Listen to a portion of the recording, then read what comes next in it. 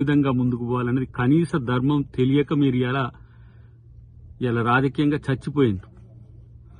ఇక అది పట్టలేక ఒకడేమో 3 నెలలు ఉంటదంటాడు, ఒకడేమో 6 నెలలు ఉంటదంటాడు, ఒకడేమో ఎప్పుడు పోద్దో తెలియదంటాడు.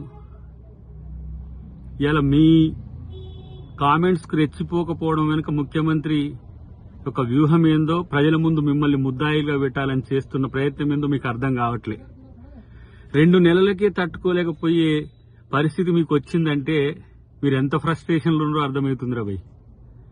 ఇంకా చెప్పాలంటే ఇక మిమ్మల్ని తరిమేదానిక కూడా మీకు బుద్ధి రానట్టుంది. ఇలాంటి చిల్లరగాళ్ళు ఇలా ఈ రాష్ట్రానికి నాయకులైండ్రు.